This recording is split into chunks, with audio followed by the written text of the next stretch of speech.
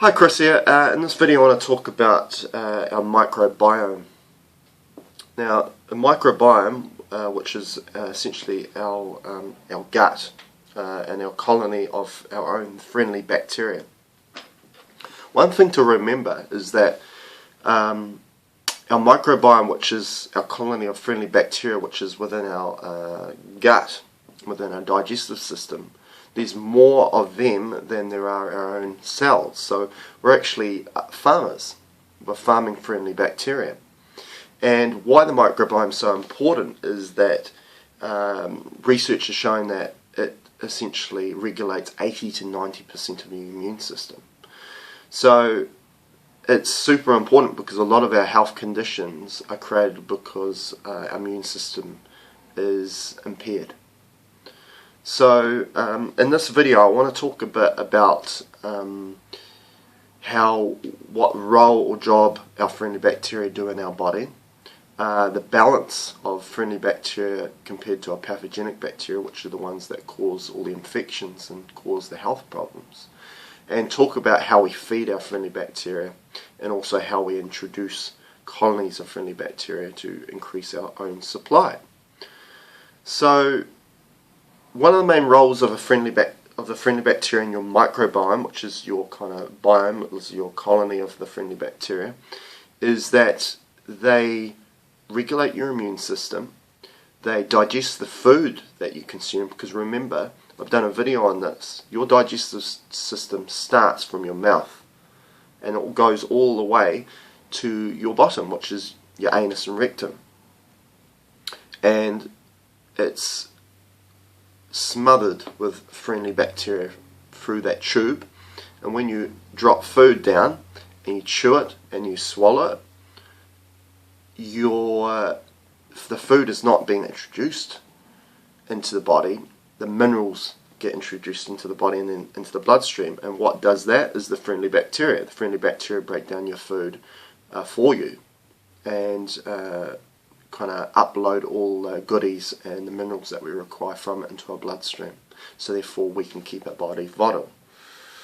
So the balance between friendly bacteria and bad bacteria, pathogenic bacteria, is very important. The analogy I like to use is the government or the parliament. Who's the major party of that parliament, who holds the most seats. So if our friendly bacteria hold more seats than the pathogenic bacteria, then those pathogenic bacteria are kept in check, and we shouldn't get any signs or symptoms of an infection or of a health condition. But if the pathogenic bacteria have the majority of those seats, then we will get symptoms. We'll get cold or flu, or we will get a health problem. And so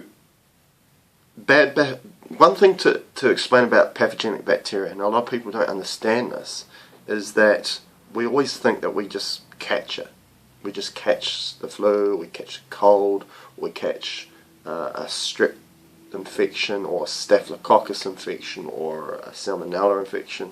Yes, we do get that from environmental sources, but it's just if those numbers get too high and take over with that balance between the friendly bacteria and the pathogenic bacteria. Remember, all those pathogenic bacteria that I've just mentioned, we always have those in small supplies in our body. They're always there. We don't eradicate them. It's not like we get them and then all of a sudden when we have antibiotics we completely remove them. It's just those things can help with allowing maybe the friendly bacteria to have that balance right, and they can get on top of the pathogenic bacteria and keep them in check again. So it's all a balance. Now I'm going to talk about probiotics, and probiotics are adding colonies of bacteria to our tube, into our digestive system. Now you can do this taking a probiotic capsule or supplement, but they're pretty expensive. The way I really like to do it myself personally, and what I encourage my clients to do, is to make their own probiotic liquids and own probiotic foods, and it's a lot cheaper way of doing it. because you can grow a lot more friendly bacteria doing it this way, so you get a lot more bang for your buck. So the first probiotic beverage I'm going to show you is called coconut kefir. Now coconut kefir is, the base of it is coconut water, which has got a number of electrolytes and great health benefits alone, the coconut water. But why coconut water is a great base for increasing bacteria is that it's sweet. So it gives fuel. Sugar is the fuel for these friendly bacteria. And what you do is you put a litre, say, of coconut water in a saucepan, and you just add it to room temperature or just above room temperature to get it warm. And then you add a culture starter. The best culture starter for kefir that I would recommend is Body Ecology kefir starter, and that's it's a great starter for kefir. Always works very well. And once that coconut water is heated to room temperature or above, you add the starter, mix it, then you put it into a glass bottle. I don't really like using plastic bottles, use glass bottle. And then you put it out of the sun and you put it somewhere warm. So you probably want to put a blanket around it. Now the warmth for the heat and the sugar that's within the coconut water will increase the reproduction of the friendly bacteria until you get a beverage that is, the sugar has been reduced in it, so therefore it will be slightly tart, the taste, and you'll also see bubbles, there'll be carbonation. As I open this, you'll hear it. And as you can see, all the bubbles coming to the top. And that's a sign usually that it's ready to consume. And you want to start with just drinking 30 mils a day for a few days until your chew and your digestive system gets acclimatizes to that. And that will increase your friendly bacteria and increase colonies to increase your strength of your immune system. Now, everyone will love this one. Children of all ages love this as well. My son, who is 4.5, loves this. It's just like a fizzy drink to him, and you can add things to it as well, a little bit of juice as well if you want to, and it'll be great for his immune system, or her immune system. So that's the first one. Now the second one, which is a beverage, I'm going to show you here, which is called kombucha. Now kombucha, again, is a different fermented drink. The base of it's tea. Conventional kind of recipes for kombucha is using black tea. And if you start doing this for the first time, I would recommend starting with black tea. This one is yerba mate tea, which comes from South America. It's more towards like a green tea, but it does have already caffeine in it. You ideally want it to be in a caffeine substance base. And what again, you add sugar to this recipe. Now this, I brewed it, you would probably brew it for this amount for say 4 tea bags, and you'd put about a cup or two of sugar. I put organic sugar in there, raw sugar. And then you want to get the culture starter, and where you get the culture starter from, you can just go to any health food store or somebody that's growing their own kombucha already, and they'll have a little mushroom that grows on top that you add to this. If you don't have somebody that's already growing kombucha, you go to your health food store and you get a kombucha drink. Now there's sediment at the bottom, and which is your culture strain within that drink, and you just add the whole bottle, half this bottle, to your base, and then you want to leave it for probably a week, 2, and again, usually you'll know when it's done because when it's done to bubble on top, that carbonation process is happening because of the reproduction of the friendly bacteria, and it will start to taste a bit sour tasting, or actually taste a little bit vinegary kind of thing. Because of that sugar, that's usually a sign that sugar's been eaten up by the friendly bacteria and there's less sugar in it. So don't be alarmed about too much sugar. Obviously originally you've put maybe 2 cups of sugar in there, but the sugar is there to feed the friendly bacteria for increase their supply, which at the end product you'll have a lot less sugar in the drink. So a little mushroom grows on top, right at the top, and the longer it sits in there, it will keep reproducing itself, and you'll have certain layers of the mushroom, and you can actually share that with friends and family, so therefore they can grow their own kombucha as well. And again, it's very cheap. You just need money for tea bags essentially and raw sugar once you get started, and you can just continue to make it. So this grows friendly bacteria as well as wild yeasts as well. They're very beneficial for your health.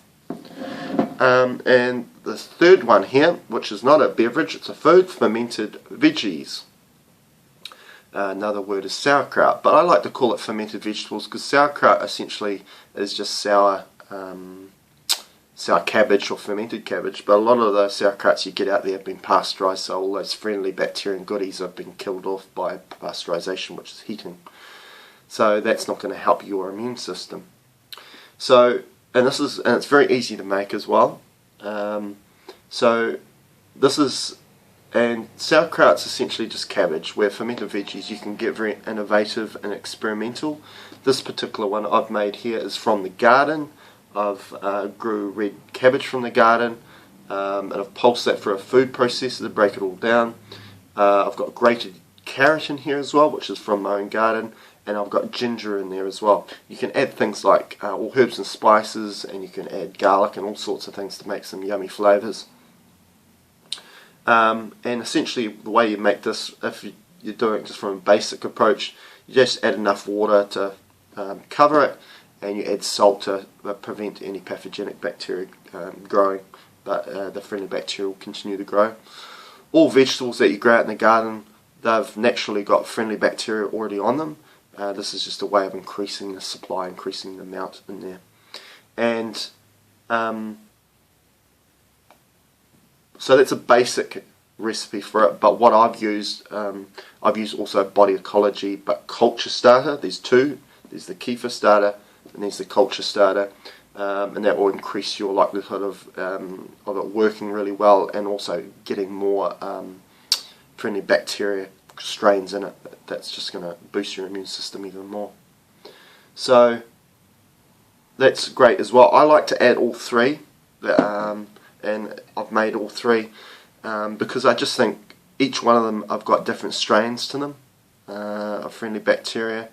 And as I say, like when we're treating in hospital, when we're treating a pathogen, somebody's put on an antibiotic, we give them a broad spectrum antibiotic because it covers a wide range of bad bacteria that it will kill.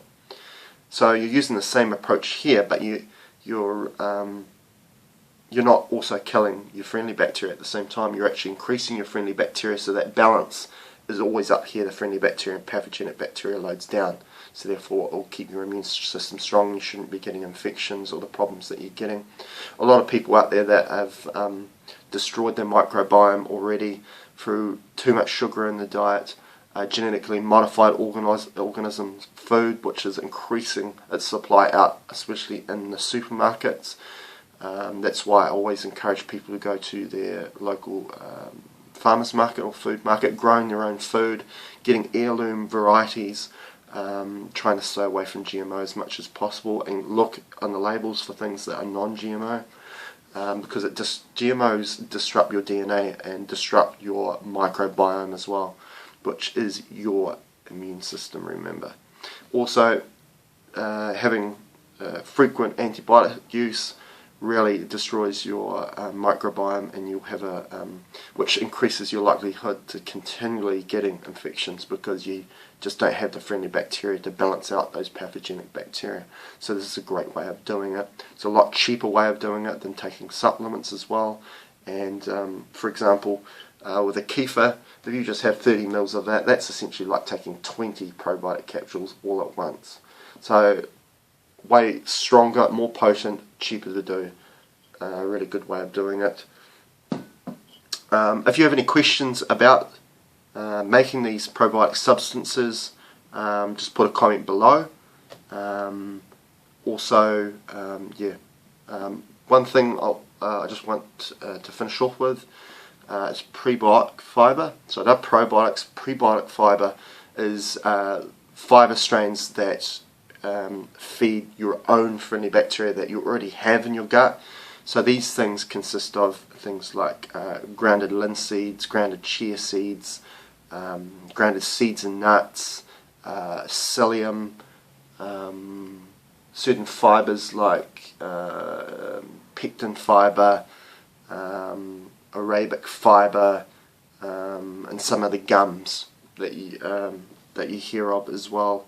There are binders for foods. Those sorts of substances are really good to feed your own friendly bacteria and colonies you already have in your gut, but you also want to implement the probiotics that I've just explained about as well, to keep your immune system strong. Thank you for watching and listening. Remember, if you want to have a consult, a lifestyle or nutrition consult, just go to trulyholistic.net and book an appointment, as well as energy treatments. Thank you.